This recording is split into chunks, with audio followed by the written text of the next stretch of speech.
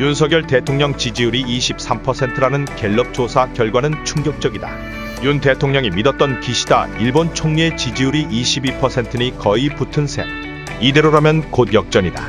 다른 나라 정상은 더 낫다고 눈칠 날도 얼마 안 남았다. 요즘 어느 모임에 가도 윤 대통령에 대한 불만 분노가 넘친다. 보수 인사들이 더 그렇다.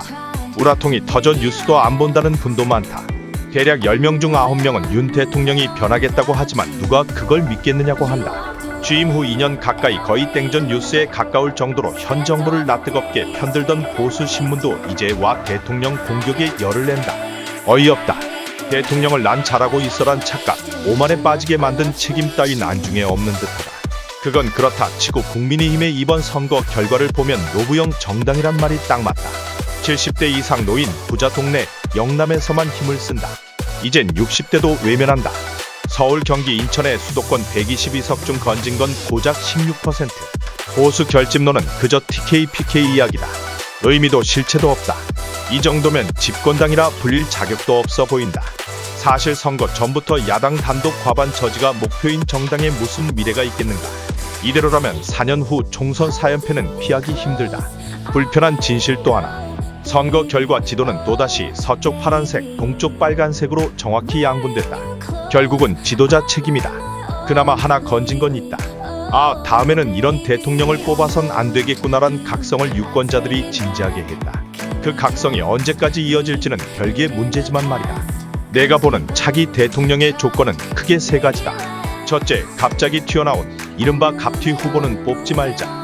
멀쩡한 국민이 왜 앞으로 안전벨트 단단히 매라는 말을 들어야 한다. 미국의 오바마도 눈뜨고 일어나니 대통령 된 것 같지만 실은 1996년 일리노이 주 상원의원이 된 이후 8년의 정치 경험을 쌓았다. 일본의 총리는 최소 20년 검증을 거쳐야 후보 반열에 오른다. 중국은 더하다. 초급 간부 때부터 공장과 지방중앙부처 등 이런저런 자리를 돌게 하며 지속적인 검증을 한다. 국가관은 어떤지, 능력은 거품이 아닌지, 돈을 밝히는지, 부하를 머슴 다루듯 하지는 않는지, 국제적 감각은 있는지 검증한다. 짧게 20년, 길게는 30년 반복한다. 중국이 민주적이진 않지만 능력 있는 지도자를 뽑을 수 있는 배경이다. 둘째, 올바른 태도를 지닌 인물을 뽑자. 건들건들하지도 말고 거들먹거리지도 말고 국민을 얕잡아보지도 말아야 한다. 긴장감, 책임감을 24시간 365일 유지할 수 있는 인물 아니면 5년을 제대로 이끌 수 없다. 그래서 미안하지만 적어도 다음번은 검찰 출신은 안 나서면 좋겠다. 정치하는 대통령에는 검사 출신들이 어울리지 않는다는 게 지난 총선에서 나타난 민심이라 보기 때문이다. 정치의 세계는 호승심보다 호민심이 중요하다. 한동훈 비대위원장은 총선에서 저는 검사 처음 시작한 날 제가 평생 할 출세 다 했다고 생각한다고 했다. 맞다. 딱 그 정도에서 멈춰 정치를 바라보기만 했으면 좋겠다.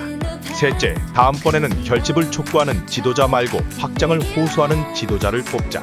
가두리 양식장에 지지자를 가둬놓으면 본인도 덩달아 가두리 양식장에 갇히는 법이다. 극단적 유튜브의 정신세계에서 벗어나지 못하는 지도자는 그저 확증 편향의 동네 부족장급이다. 광활한 바다로 나아가야 보수건 진보건 중도의 마음을 낚을 수 있는 법. 유튜브가 아니라 뉴욕타임스, 파이낸셜타임스를 보는 지도자를 뽑자. 그러면 대만의 협이 우리와 무슨 상관이냐는 이야기도 나오지 않을 것이다. 아, 마지막으로 부록 하나 추가. 기왕이면 배우자 관리도 잘한 지도자면 좋겠다.